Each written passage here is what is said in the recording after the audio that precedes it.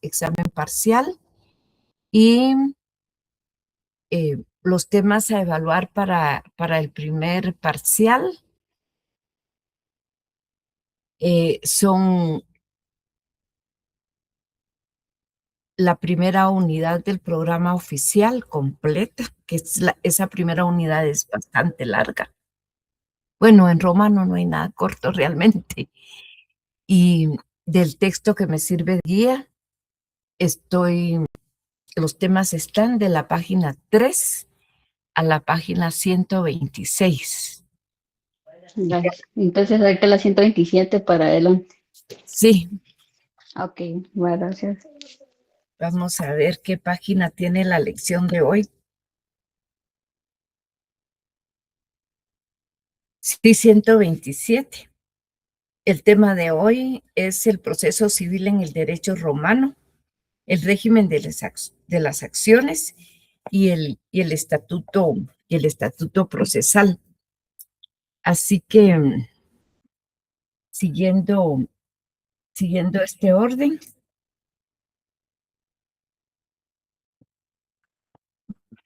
es importante esta clase de inicio del proceso civil en el derecho romano. Es una clase que nos sirve de base para el desarrollo de temas posteriores, porque aquí vamos a desarrollar y a incorporar a nuestro saber general conceptos fundamentales, como por ejemplo, que las instituciones pueden ser de carácter sustantivo y de carácter procesal. Vamos a definir qué es la acción y vamos a ver la clasificación de las acciones, que la verdad es que parece que ahí nos estuvieran hablando en de otro planeta, pero es que Roma era otro mundo, pues. Pero no se preocupen con lo de las acciones, porque cuantas veces tengamos que regresar al tema de las acciones, vamos a estar regresando. Y después viene la división del proceso judicial con las etapas que tenía el proceso en Roma. Luego, cuál era la función de los jueces, cuál era la función de los magistrados, cómo se conceptuaba en ese tiempo y cómo se practicaba la prueba, los medios de prueba, los remedios contra las sentencias, que son los recursos, como por ejemplo la nulidad y la ejecución de la sentencia. Pero todos estos temas nos van a servir mucho nos van a servir bastante para ir entendiendo los temas subsiguientes. Y después ya estaríamos viendo en otra clase, espero yo, los sistemas procesales civiles, que son 4 en general, pero hay uno que fue alterno, que fue transversal, por lo que hablamos de 3 procesos más ese proceso alterno. En ese orden tendrían que ir nuestras clases que inician hoy para nuestro segundo parcial. Los romanos, vean ustedes que instituyeron las principales instituciones de derecho privado, las de carácter sustantivo, que son las que explican y definen a la norma jurídica, incorporándola en el mundo de lo jurídico, y las de carácter procesal, que establecen la forma de aplicación de las normas de carácter sustantivo a los casos a los casos que se presenten. Luego, como ejemplo de las instituciones de carácter sustantivo, si,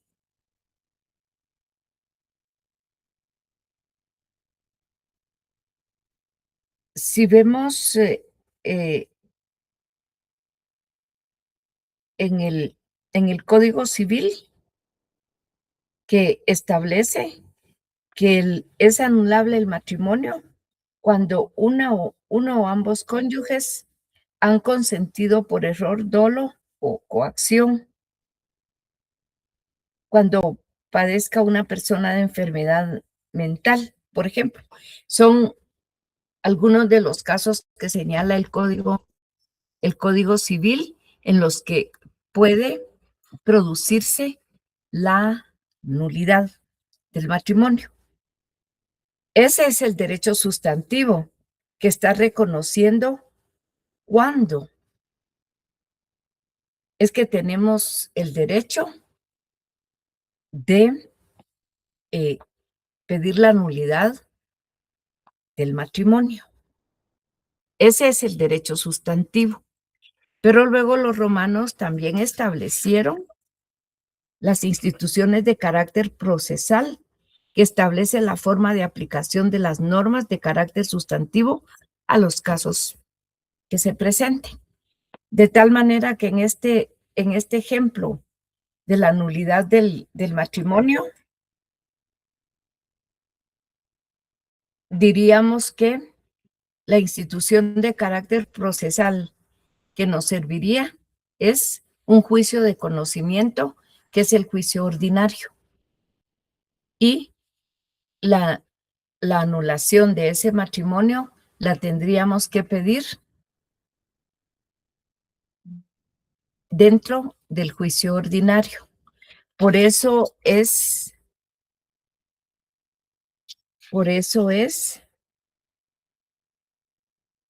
que hablamos de una institución de carácter sustantivo, que es la que reconoce los derechos de las personas, los derechos subjetivos, y de carácter procesal, que establece la forma de cómo se aplica la norma.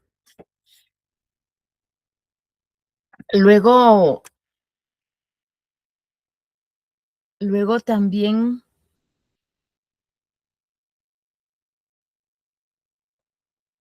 dentro de este mismo contexto,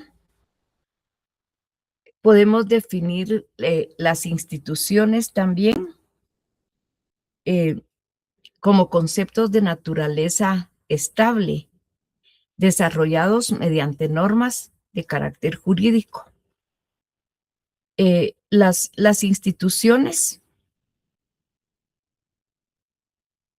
están desarrolladas por normas jurídicas, porque son las normas jurídicas las que desarrollan la institución.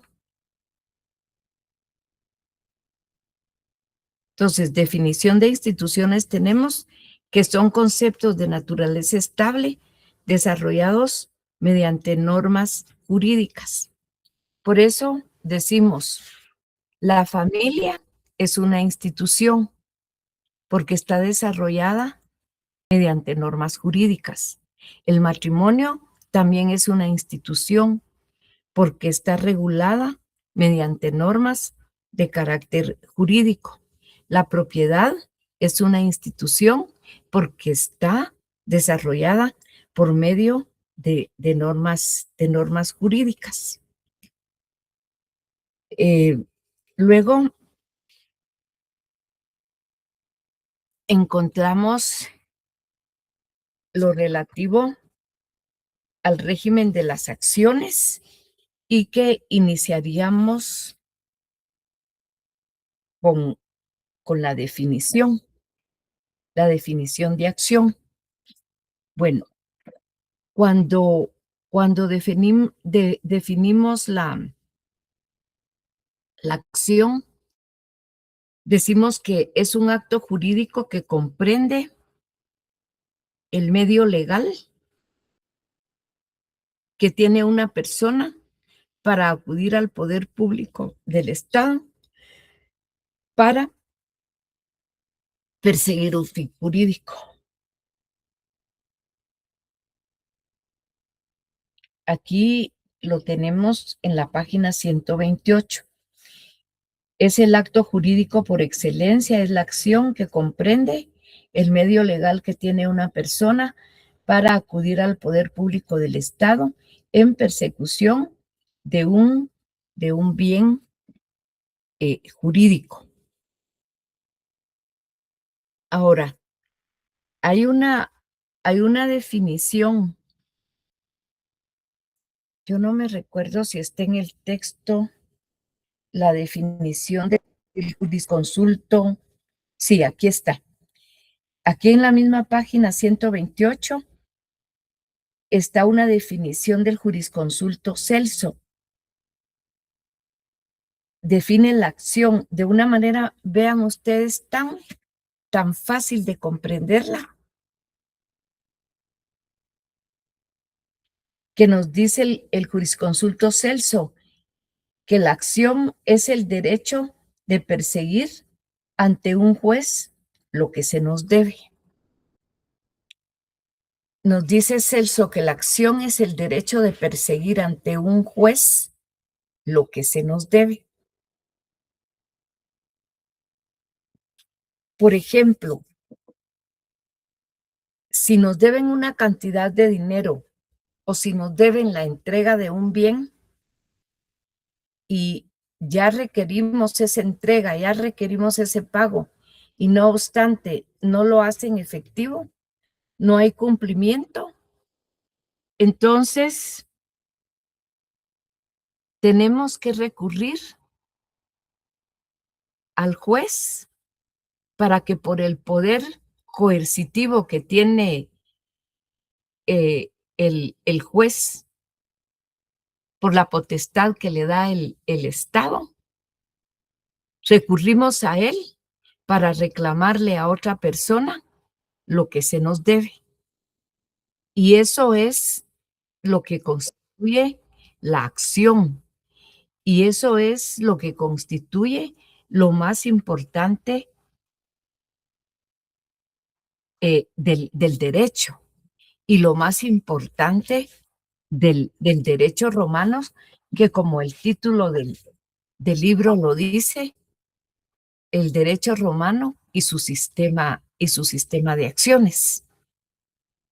Porque si no hay acción, no se echa a andar, no se pone en movimiento al aparato de administrar justicia. Solamente si se inicia la acción, es entonces cuando vemos ya en movimiento al aparato de administrar justicia. Por favor, si tienen algún comentario, alguna pregunta, pueden irla formulando. Yo, de la mejor manera que me sea posible, voy a explicar este tema, esperando poder hacerlo bien. Pero si hay dudas, les pido que por favor las pregunten. Y vean que la primera definición que trae el texto es una definición muy técnica, porque está hablando de que la acción es un acto jurídico y que comprende el medio legal que tiene una persona. Es la forma legal que tenemos las personas para acudir al poder público del Estado para perseguir ese fin jurídico. Y ese fin jurídico que nosotros perseguimos es que se cumpla con la obligación que la otra persona había contraído, que se nos pague, que se nos cumpla, porque a pesar de que están vencidos los plazos, porque a pesar de que hemos hecho el requerimiento, hemos cobrado, no hay manera de que se nos pague. Y eso es la acción. Ahora, en la acción podemos diferenciar algunos elementos. A quien ejercita la acción se le llama actor o demandante, y es la persona que tiene que demostrar y probar lo que alega. Y contra quien se ejercita la acción se llama demandado o defensor, porque es la persona que también tiene que defenderse. Y del ejercicio de las acciones es que nace el estatuto procesal y el mismo juicio civil. Del ejercicio de las acciones, vean ustedes, es que nace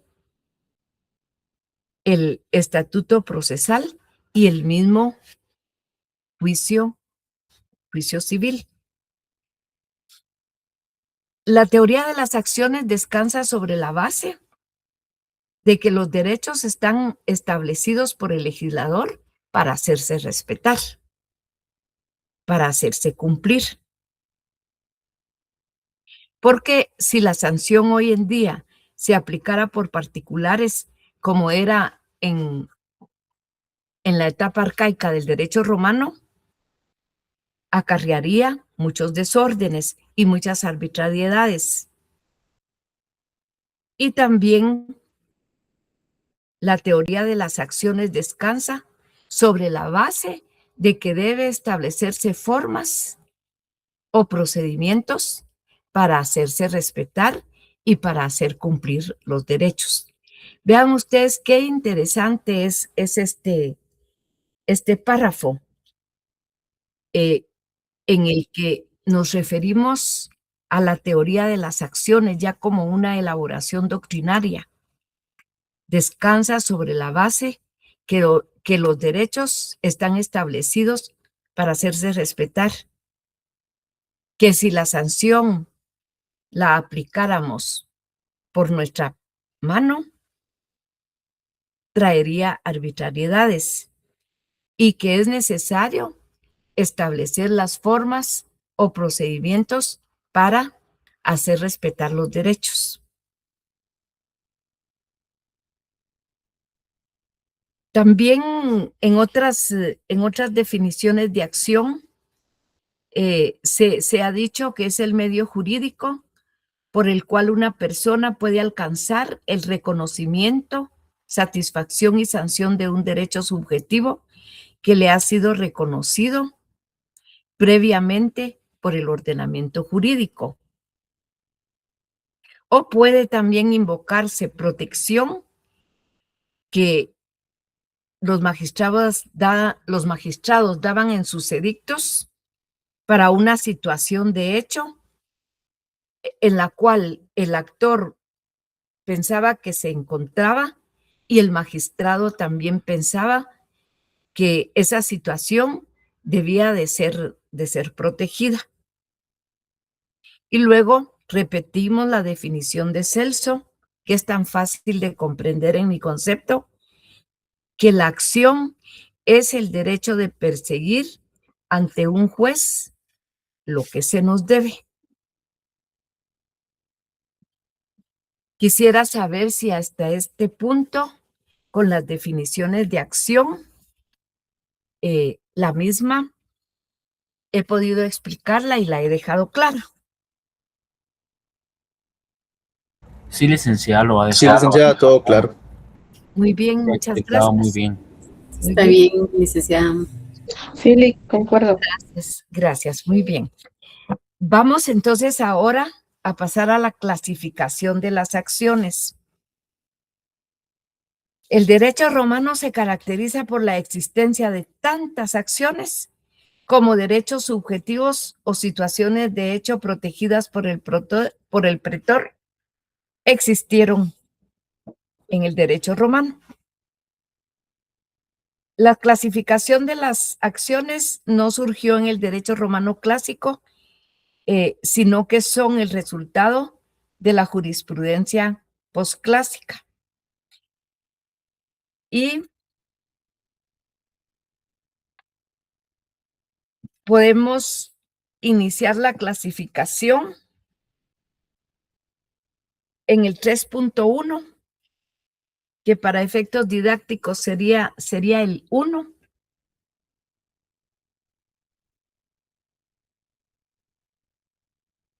En atención al derecho que protegen, existen acciones in rem. Las acciones in rem son las que protegen derechos absolutos sobre los bienes o las cosas. Y de estas acciones in rem, encontramos una que se llama reivindicatio, que es útil para la reclamación de un bien. Supónganse que a ustedes les usurparon su propiedad. Ustedes inician la reivindicatio para reclamar su propiedad, para reclamar ese bien. La vindicatio servitutis, que es cuando una persona está reclamando un derecho de servidumbre que tenía. Esa persona tenía un derecho de servidumbre, la de paso, que es la más común, para pasar por un fundo de otro propietario, y de repente le cierran el paso. Entonces, esta persona tiene que iniciar una acción in rem que se llama la vindicatio servitutis para reclamar su derecho de servidumbre.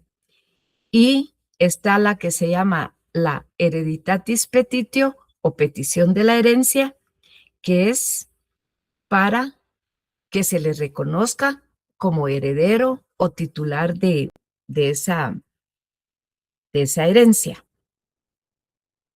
Encontramos entonces, pues, que en atención al derecho que protegen, tenemos las que se llaman in rem, en la cual está la reivindicación, la vindicación de la servidumbre y la petición de herencia.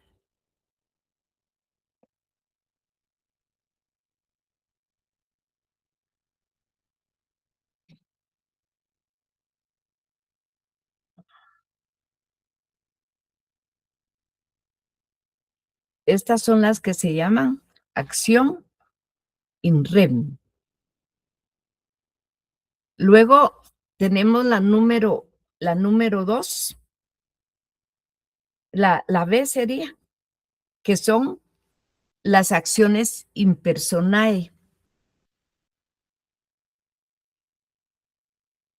que se ejercita por medio de ellas el derecho de crédito o de una obligación frente a la otra.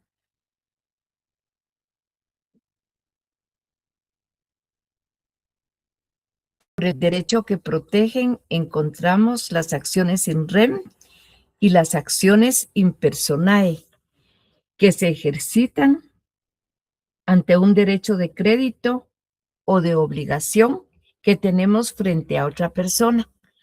Si una persona les debe las rentas de alquiler de una casa que ustedes les dieron en arrendamiento, estamos entonces ante una acción in personae.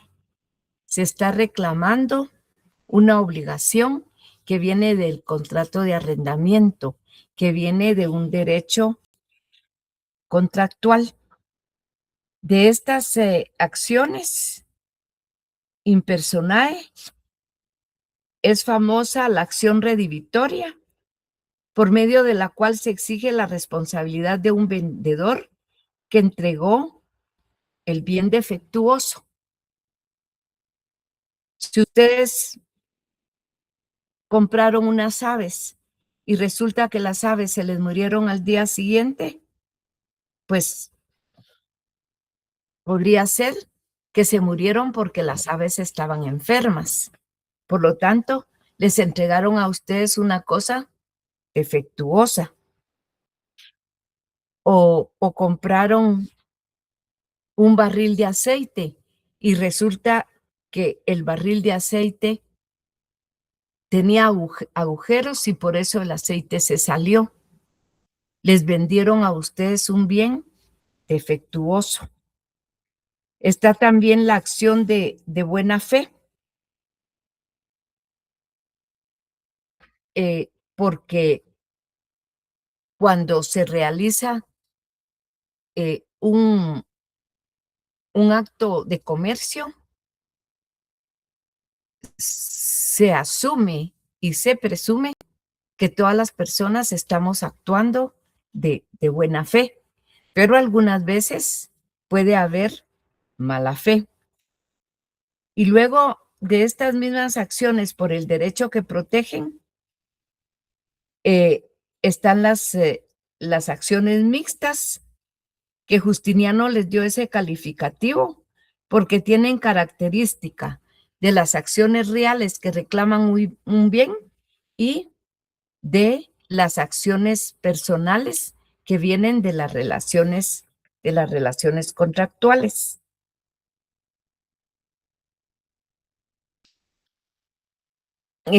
Luego tenemos en atención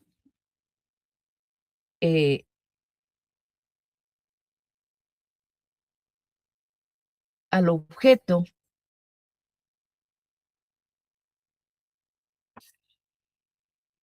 el segundo criterio de clasificación sería en atención al objeto que se persigue. Y estas se dividen en rey persecutorias, penales y mixtas. Las rey persecutorias, estas pueden ser reales y personales. Son aquellas en que se persigue una cosa cuya restitución se pretende o su equivalente económico.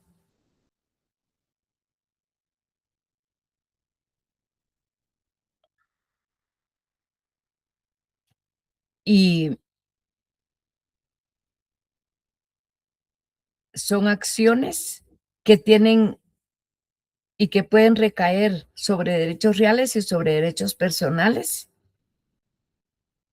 Y la persona que la ejercita, lo que persigue es la restitución del bien o su equivalente económico. Si a una persona no le son devueltos bienes de su propiedad, pues podría pedir también que si no se le va a la restitución del bien, que se le dé un equivalente en dinero. Esas son las ejecutorias. También están las penales, cuando lo que se persigue es obtener una pena. Estas derivan del delito o bien de actos ilícitos. En este caso, si una persona le sustrajo a ustedes un bien, ustedes lo que piden es que por medio de esta acción, lo que piden es que se le imponga una pena.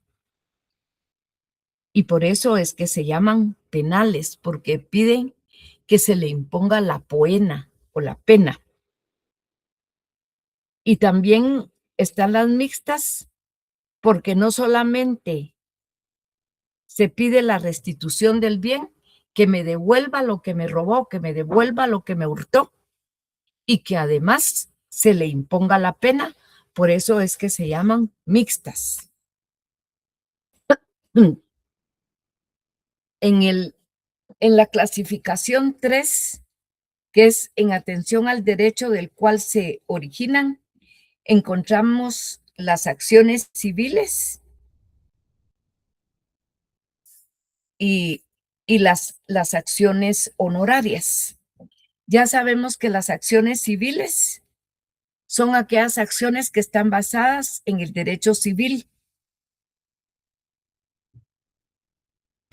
Y las acciones honorarias son las que está concedido por el derecho honorario y que esas acciones se producen por la potestad jurisdiccional que tiene un magistrado, porque se ha dado cuenta que la situación en que está una persona amerita la protección legal. Entre las acciones honorarias podemos citar las acciones útiles, las acciones ficticias, y dentro de las acciones ficticias está una muy conocida en nuestro derecho actual que se llama la acción publiciana, que es análoga a la reivindicatoria de la propiedad, solo que en este caso la persona que reclama no está protegida por el derecho de propiedad porque tiene un derecho inferior a la propiedad, que sería la posesión. Pero por medio de la acción publiciana se puede proteger la posesión. Hoy, tanto la reivindicatoria que defiende la propiedad se usa en nuestro derecho y la publiciana que defiende la posesión también se utiliza en nuestro derecho.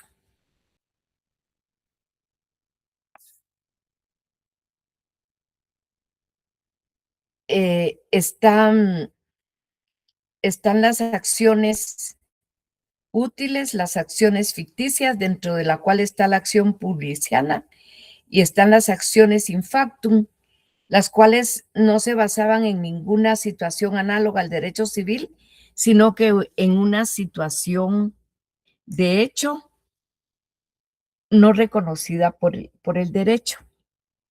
Entre estas acciones in factum está la acción pauliana, que fue instituida por el pretor Pablo y que se utiliza en nuestros días. Y esta acción pauliana se define como la que permite rescindir los actos fraudulentos del deudor. Supónganse que un deudor que tiene muchos bienes para poder pagar lo que nos adeuda, pero a él se le antoja que no quiere pagar y le traspasa sus bienes, le transmite sus bienes a otra persona y él se queda como que fuera una persona insolvente y que no tiene con qué pagar. Entonces se sigue la acción pauliana para que esos bienes que él fraudulentamente, para evitar el pago, se los transmitió a otra persona, le regresen de nuevo a él y que luego quien tenga el derecho de cobrarle lo pueda hacer sabiendo que ya hay bienes para el pago.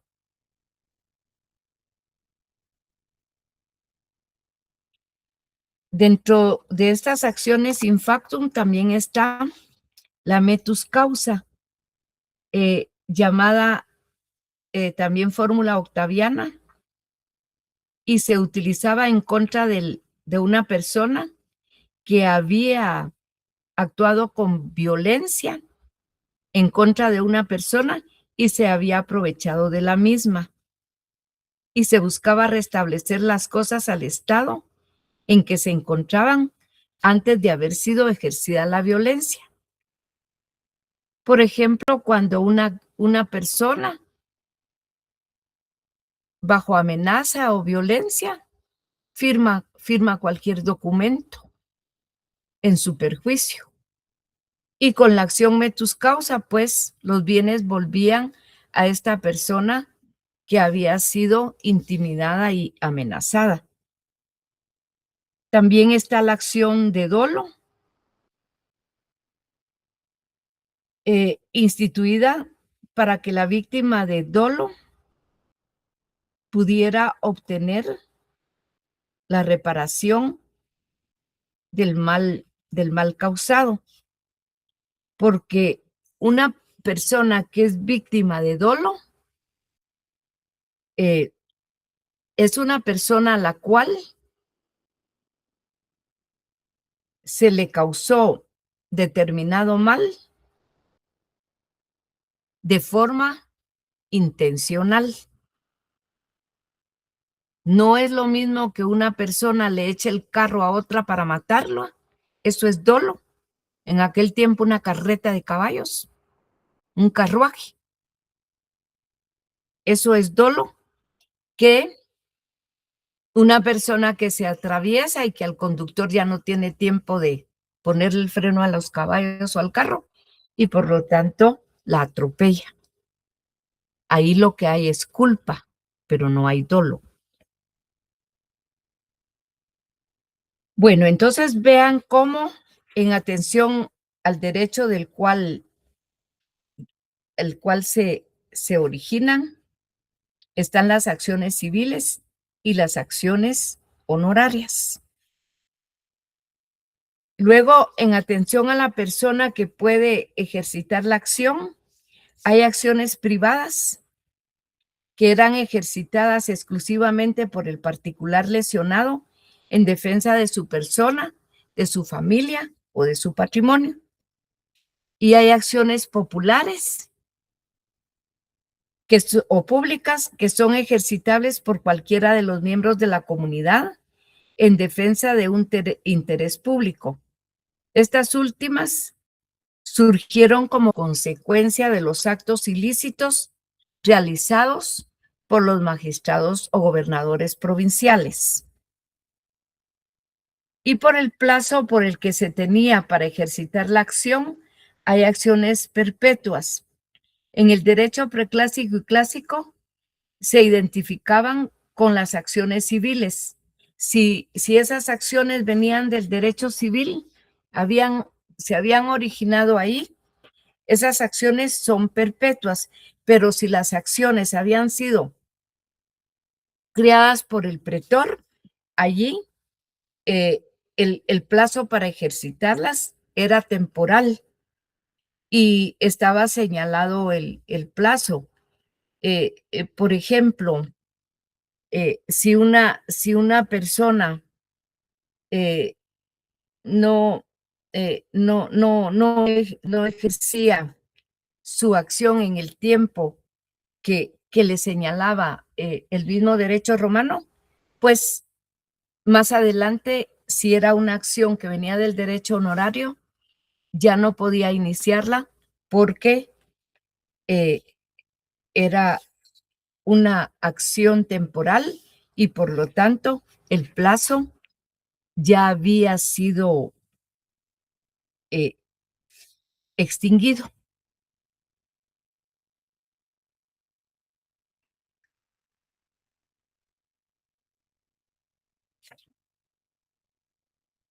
Luego seguimos con la clasificación.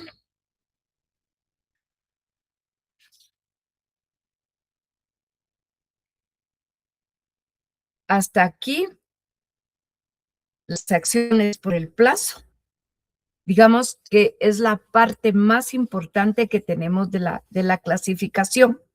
Después tenemos aquí en la clasificación que por las materias de la cual se originan las acciones contractuales, nacidas del contrato, las acciones ex delito, nacidas del delito. Según la posibilidad de determinar o fijar una cantidad en la condena, acciones ciertas, si se dice que son 5,000 sestercios, por ejemplo, o 5,000 haces, que es moneda romana. E inciertas, si no se sabe cuál es el monto de lo que se va a reclamar porque causaron daños en una propiedad, pero todavía no están cuantificados. hasta que no los digan los peritos. Atendiendo a la facultad del juez para interpretar las acciones, hay acciones de derecho estricto, las cuales tienen que estar contenidas dentro del derecho civil y solo como lo establece el derecho civil, solo así se pueden aplicar. Y las acciones de buena fe, en que el juez sí estaba facultado para investigar, interpretar, como en el caso de las acciones honorarias. Por la clase de condena que se desea obtener, hay acciones arbitrarias en lo que el demandante lo que está pidiendo es que se le restituya su bien o que se exhiba él mismo para saber que su bien está a salvo. Supónganse una persona que le dio en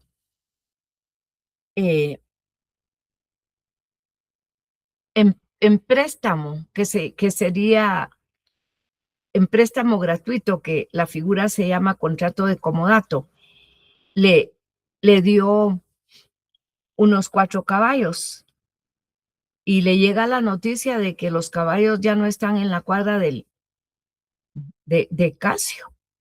Por lo tanto, Lelio, el dueño de los caballos, mejor pide la acción de arbitraria, pidiendo la restitución de sus caballos o que le muestre los caballos que siguen ahí en la cuadra de Casio.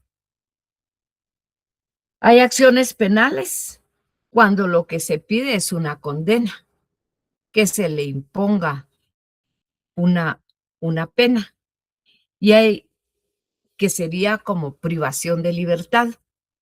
Y las acciones pecuniarias son las que viene de pecunia, de pecus, unidad de cambio, dinero, pecus era el ganado, ¿se recuerdan? Una sanción pecuniaria es cuando lo que se pide es que se imponga una condena económica, una multa, una condena económica.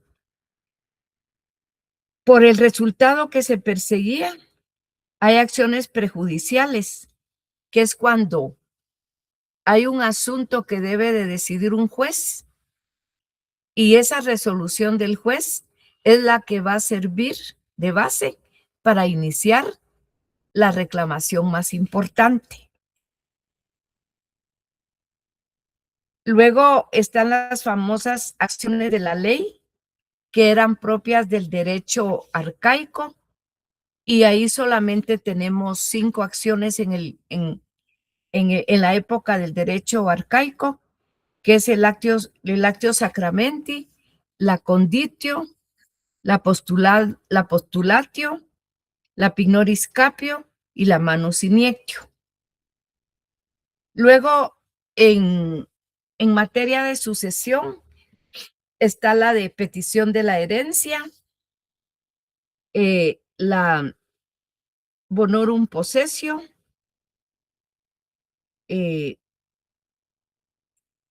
la de quorum legatorum, para alguien que se apoderó de un legado, la quorum bonorum, que servía para reclamar bienes de la herencia. También estaba la acción familiar rediscundae, acción familiar de división, para pedir que se dividiera la herencia. Está la acción de mandato contrario, por la cual un heredero queda protegido de todo prejuicio y de responder con su patrimonio personal las deudas del fallecido. Está la de beneficio abstinendi, que el heredero no puede renunciar a la herencia que le ha dejado el testador, y en este caso eran los esclavos los que no podían renunciar. Los extraños sí. Está la separación de bienes, cuando el heredero es esclavo liberado y pide que el pretor le libere de pagar de las deudas que tenía su expropietario y que no le confunda las deudas del propietario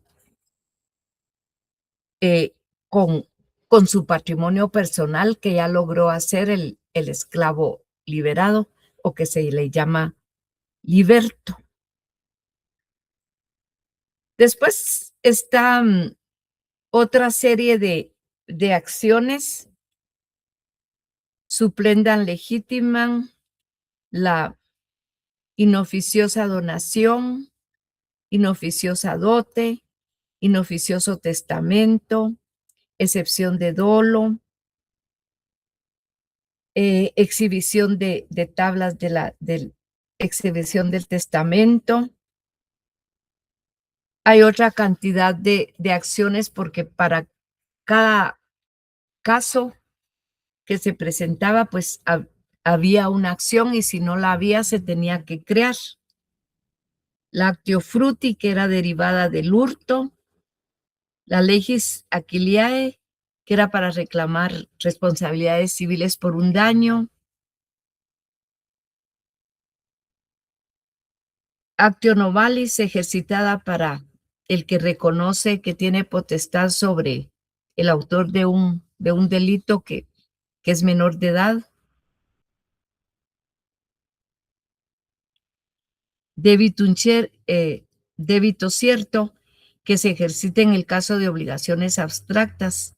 Esas son las que no dicen por qué cuál es la causa de la deuda, porque muchas veces, o generalmente, sí sabemos la causa de nuestra deuda, porque debemos porque compramos un caballo, debemos porque nos construyeron una casa, pero hay algunas que no se sabe de dónde nació la obligación, y se le llama obligaciones abstractas. La acción incierta, que nace de una promesa que pues no se sabe si se va a cumplir o no. La de buena fe, que hablábamos, que es un deber originado en el derecho civil, que es algo que lleva listo, que lleva implícito el contrato, porque asumimos que si contratamos estamos actuando de buena fe. La acción del lugar, que dispone el arrendador para exigir el bien que colocó por parte del arrendatario. La acción de conducir, que le corresponde al arrendatario para exigir algo que le prometió el arrendador. La actio aversi,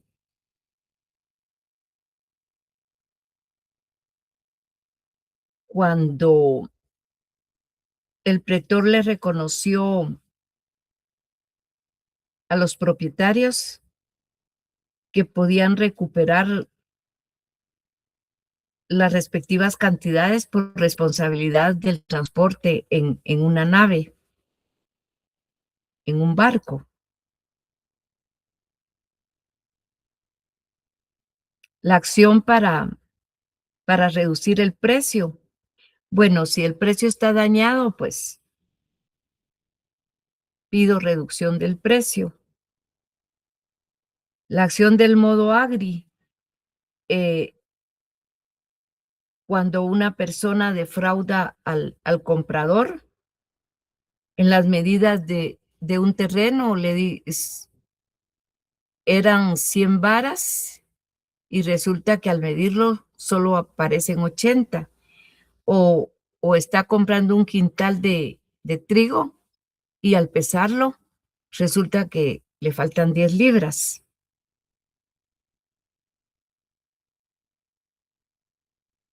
La acción empty, que es cuando una persona vende un bien y no le dice al comprador que ese bien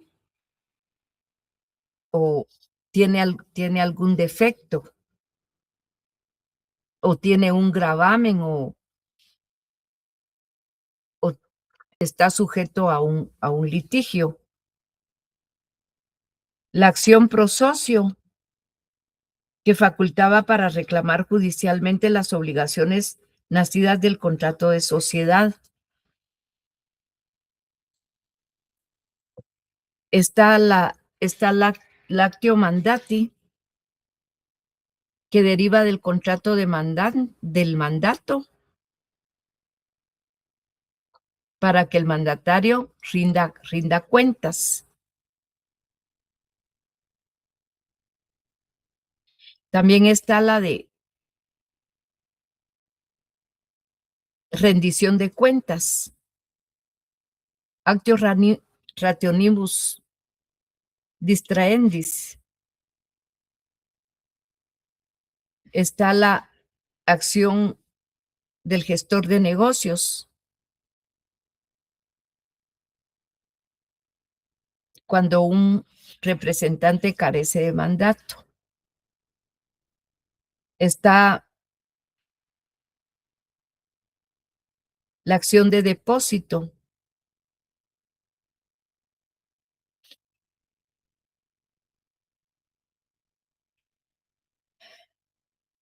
para que el depositario entregue el bien que se le dio en depósito.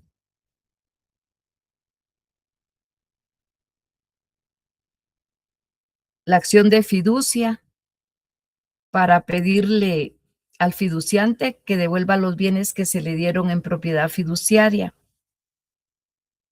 La acción de pensi, para reclamarle al fiador, para que el fiador le reclame lo que él pagó en vista de que no pagó el deudor.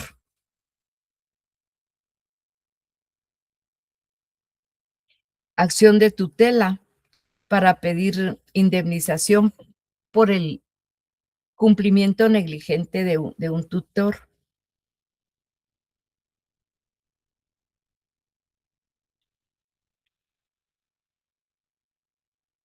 La acción denegatoria, para considerar a una persona que es fideicomisario, asimilarlo con la figura de heredero, porque así lo permitía, ahora ya no. Eso sí lo permitía el derecho romano. Actio condicticia o acción de condición, se ejercitaba para revocar una donación por causa de ingratitud. Eso está hoy legislado en el Código Civil de esa manera. Me parece que es un año después de haberse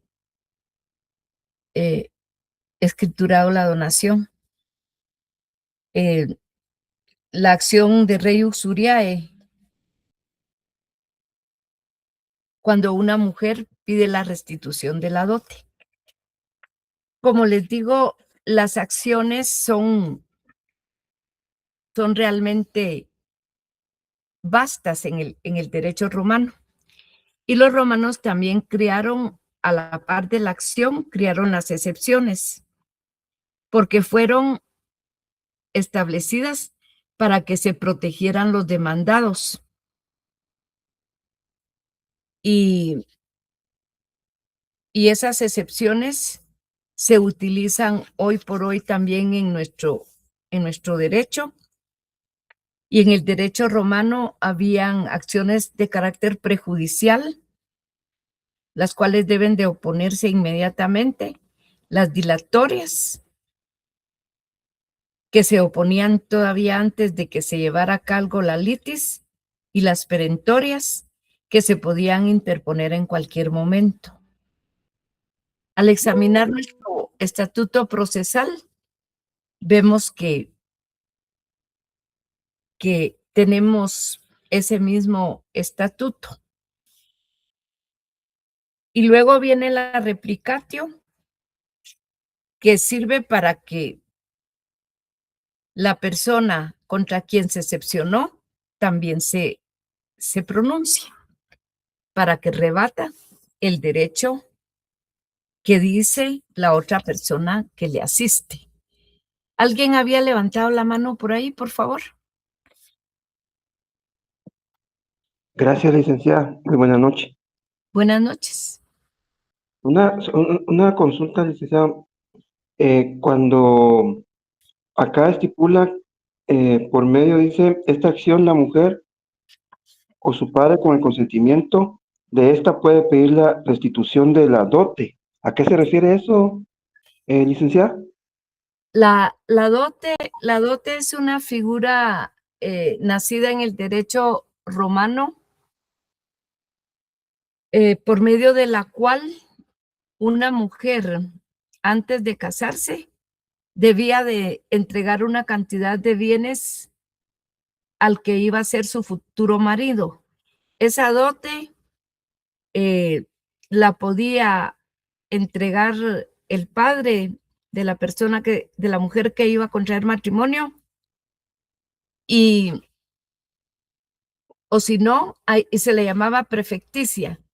Y si la entregaba a otra persona, un pariente, un tío, o alguna otra persona, se le llamaba dote adventicia. Y con el derecho de Justiniano quedó establecido que la dote formaba parte de los bienes privativos de la mujer y que podía reclamar al marido que se la devolviera por medio de las acciones respectivas, o también si había sido negligente en la administración de los bienes. Y eso se llaman bienes dotales. Gracias, estimada licenciada. Muy bien, Henry. Les digo que el tema es bastante denso, pero también al mismo tiempo les digo que no tengan pena en volver a preguntar sobre lo mismo. Les recomiendo que hagan una lectura concienzuda sobre este tema, y cualquier duda yo estoy a la orden, y también lo vamos a ejercitar un poquito más a través de casos prácticos. ¿Oyen?